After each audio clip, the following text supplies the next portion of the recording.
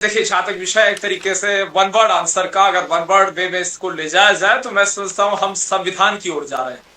और संविधान की बात ही सबको करनी चाहिए, कॉन्स्टिट्यूशन ऑफ इंडिया की बात करनी चाहिए, लोकतंत्र जी। की बात करनी चाहिए और लोकतंत्र को सुरक्षित और संरक्षित करने की बात करनी चाहिए और राष्ट्र की बात सबको निश्चित रूप से करनी चाहिए। जहां तक विषय पर्टिकुलर अगर बात कर ली जाए विपक्ष की,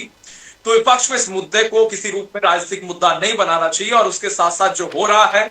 वो बिल्कुल स्पष्ट है और होना चाहिए। अगर देखिए पर्टिकुलर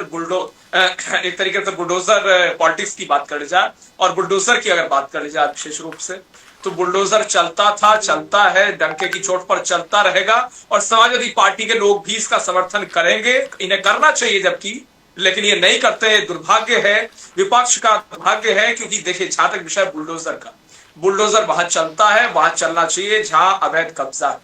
गैर कानूनी कब्जा है या किसी प्रकार से इलीगल तरीके से कंस्ट्रक्शन किया हुआ है, निश्चित रूप से वहां बुलडोजर चलना चाहिए। इसमें किसी रूप में किसी को दो राय होना ही नहीं चाहिए और मैं समझता हूं समाजवादी पार्टी के जो हमारे साथी हैं वो भी इसका स्वागत करेंगे और इसका सम्मान करेंगे, क्योंकि ये म्युनिसिपैलिटी एक्ट उत्तर प्रदेश इसको सही मानता है, राइट ठहराता है और कानून की दृष्टि से भी ये बिल्कुल स्पष्ट है। और जहां तक विषय पर्टिकुलरली हिंदू मुस्लिम सिख ईसाई का, हिंदू मुस्लिम सिख ईसाई जैन बौद्ध पारसी चाहे कोई भी हो,